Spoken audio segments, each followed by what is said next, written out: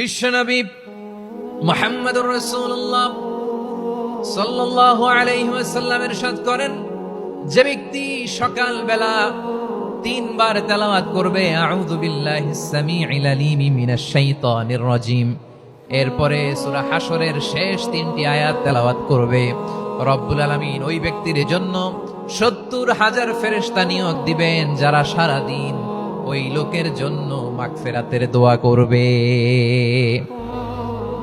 শুধু এখানেই শেষ নয়, বিশ্বনবী ফরমান ওয়া ইন মাতা ফি যালিকাল ইয়াউমি মাতা শাহীদান, ওই দিন যদি ওই ব্যক্তিটা ইন্তেকাল করে সে শহীদ হয়ে কিয়ামতের দিন আল্লাহর সামনে দাঁড়াবে।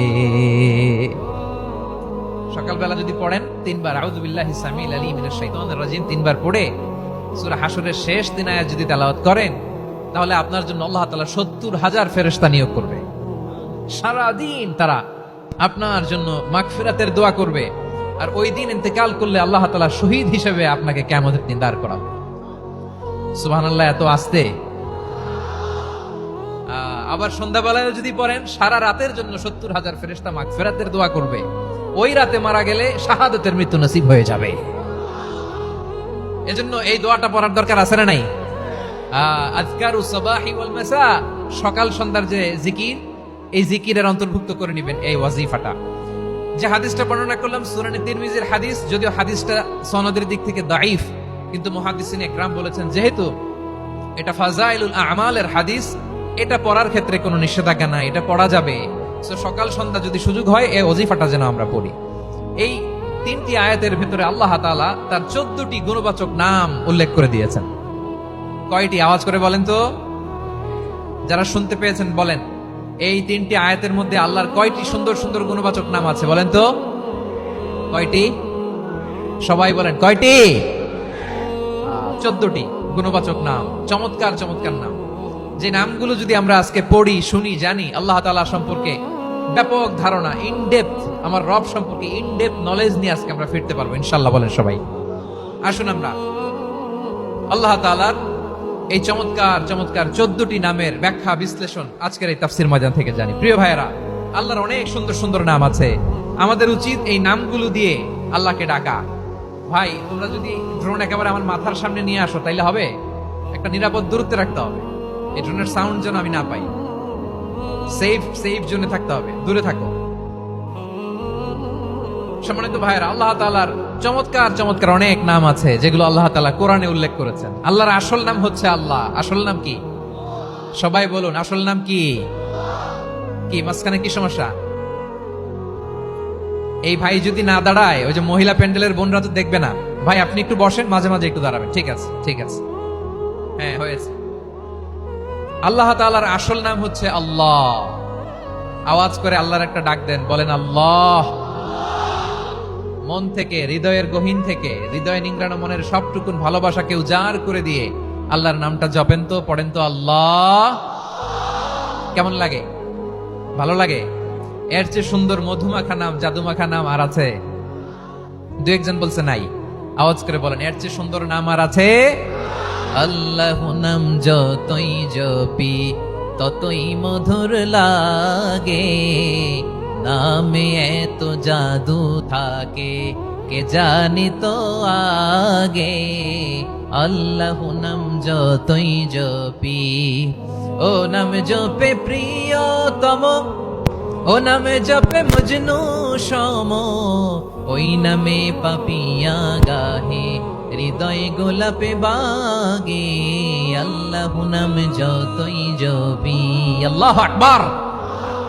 এত মধুর নাম আর দ্বিতীয়টা নাই, যতই জপি ততই ভালো লাগে, ঠিক কিনা বলেন?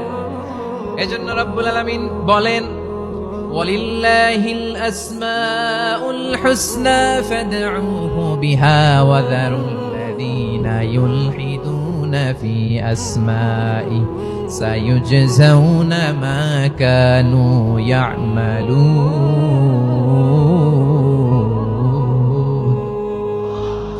আল্লাহ বললেন, আমার অনেক সুন্দর সুন্দর নাম আছে, অনেকগুলো গুণবাচক সুন্দরতম নাম আছে, তোমরা এই নামগুলো ধরে আমি আল্লাহরে ডাকো, আর যারা আমি আল্লাহর নামের বিকৃতি ঘটায় তাদেরকে তোমরা বর্জন করো, আর তারা দুনিয়াতে যা করেছে আখিরাতের ফল তারা ঠিকই পাবে। সুবহানাল্লাহ বলো।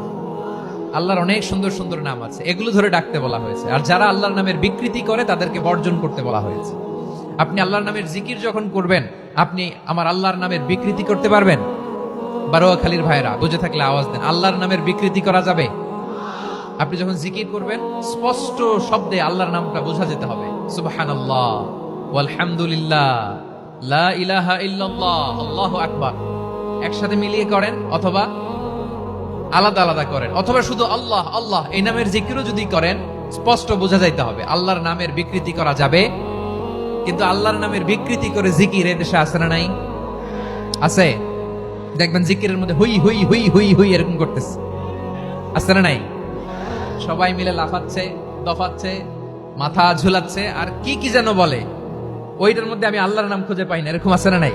হ্যাঁ, হই হই করে কিম্ভূত কিমাকার অদ্ভুত আওয়াজ করে তারা জিকির করে, সেখানে আল্লাহর নাম নাই। এই জিকির আল্লাহর কাছে গ্রহণযোগ্য হবে? আল্লাহ বলেন ওয়াযারুল্লাযীনা ইউলহিদুনা ফি আসমাইহি, খবরদার আমার নামের যারা বিকৃতি ঘটায় তাদেরকে তোমরা বর্জন করো।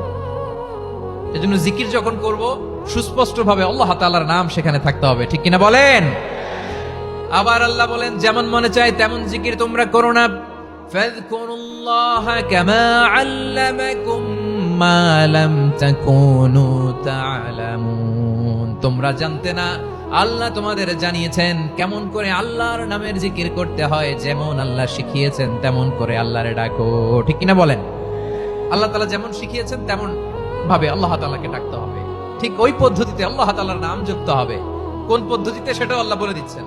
আল্লাহ তাআলা বললেন ওয়াজকুর রাব্বাকা ফি নাফসিকা তাদাররুআন ওয়া খীফাতান ওয়া দুনাল জাহরি মিনাল কওলি বিল গুদুওয়ি ওয়াল আসাল ওয়া লা তাকুম মিনাল গাফিলিন। খবরদার আল্লাহর নামের জিকির করো, আল্লাহকে ডাকো। ফি নাফসিকা মনে মনে, তাদাররুআন সবিনয়ে, খীফাতান ভীত বিহবল চিত্তে, দুনাল জাহরি মিনাল কওল অনুচ্চ স্বরে অনুচ্চ আওয়াজে। এভাবে আল্লাহরে ডাকলে সেই ডাকা কবুল করে নিবে কে? তাহলে আল্লাহকে জপতে হবে মনে মনে, সবিনয়ে, ভীত বিহবল চিত্তে, অনুচ্চ স্বরে, এভাবে জিকির করতে হবে। বিশ্ব ইসলাম এবং বিশ্বনবীর সাহাবারা ঠিক এই পদ্ধতিতে আল্লাহ তাআলাকে ডাকতেন। তাহলে এই যে আল্লাহ তাআলার সুন্দর সুন্দর নামগুলো আছে, এগুলো ধরে আমরা আল্লাহ তাআলার জিকির করব, তার প্রশংসা করব, তার পবিত্রতা বর্ণনা করব, তাহলে খুশি হবেন কে? বিষ্ণু ঈসা ইসলাম বলেন আশ-শাইতানু জাসিম আলা কলবি ইবনে আদম, শয়তান বনি আদমের কলবের মধ্যে এরকম খামচি মেরে বসে থাকে। খামচি বোঝেন তো? শয়তান বনি আদমের হৃদয়ে কলবে খামচি মেরে বসে থাকে। ফাইদা যাকারাল্লাহ খানাসা, যখন মানুষ আল্লাহর জিকির করে শয়তান দৌড়ে পালায়। ওয়া ইযা গাফালা ওয়াসওয়াসা, আর মানুষ যখন অমনোযোগী হয়, গাফিল হয়, শয়তান আবার টেম্পটেশন দেয়, আবার ধোঁকা দেয়, আবার ওয়াসওয়াসা দেয়। এজন্য বিশ্বনবী বলতেন লা ইয়াজালু লিসানুকা রাতবান মিন যিকরিল্লাহ, সব সময় প্রতি মুহূর্তে সর্বক্ষণে তোমার জিহ্বাটা আল্লাহর জিকির দিয়ে ভিজা রাখবা, আল্লাহর জিকির দিয়ে সিক্ত রাখবা, তাহলে কবুল করবে কে? সবাই পড়েন সুবহানাল্লাহ, আলহামদুলিল্লাহ, লা ইলাহা, সুবহানাল্লাহ, আলহামদুলিল্লাহ, লা ইলাহা ইল্লাল্লাহ, লা ইলাহা ইল্লাল্লাহু মুহাম্মাদুর রাসূলুল্লাহ সাল্লাল্লাহু আলাইহি ওয়াসাল্লাম। প্রিয় ভাইরা, আল্লাহ তাআলার অনেকগুলো নাম আছে। আল্লাহ তাআলার এই নামগুলো ধরে তার নাম আমাদের ডাকতে হবে, জপতে হবে। বিষ্ণু ঈসা ইসলাম বলেন ইন্না লিল্লাহি 99 ইসমান মিআতান ইল্লা ওয়াহিদা, আল্লাহর রয়েছে 99টা নাম, এক কম 100। এক কম, আমরা বাংলায় বলি না যে এক কম 100, মানে আসলে কয়টা? 99টা। বিশ্বনবী বলেন আল্লাহর 99টা নাম আছে, মিআতান ইল্লা ওয়াহিদা, এক কম 100। মান আহসাহা দাখালাল জান্নাহ, যে ব্যক্তি 99 নাম মুখস্থ করে তার সিনার ভেতরে রাখবে, আল্লাহ তাআলা তাকে জান্নাত দিয়ে ধন্য করে দেবে। এবার বলেন আল্লাহর নামগুলো জানার দরকার আছে না নাই? না, এই নামগুলো আমরা জপব, মুখস্থ করব। এই নামগুলো আগে আয়ত্ত করতে হবে। এই নামের যে অর্থ সেটা অনুধাবন করতে হবে। এই নামের যে দাবি সেটা মানতে হবে। সিবগাতাল্লাহ ওয়া মান আহসানু মিনাল্লাহি সিবগা ওয়া নাহনু লাহু আবিদুন। আল্লাহর রঙে রঙিন হইতে হবে। আমার আল্লাহ দয়ালু, আমরাও দয়ালু হতে হবে। আমার আল্লাহ সহনশীল, আমরাও সহনশীলতার চর্চা করতে হবে। আমার আল্লাহ মেহেরবান, আমরাও মেহেরবান হতে হবে। বিষ্ণু ইসলাম আল্লাহর এই চমৎকার সুন্দরতম নামগুলো ধরে ধরে আল্লাহর কাছে চাইতেন। আপনি যখন দোয়া করবেন, আল্লাহর নামগুলো ধরে যদি দোয়া করেন, আল্লাহ ওই দোয়া ফিরায় দেয় না।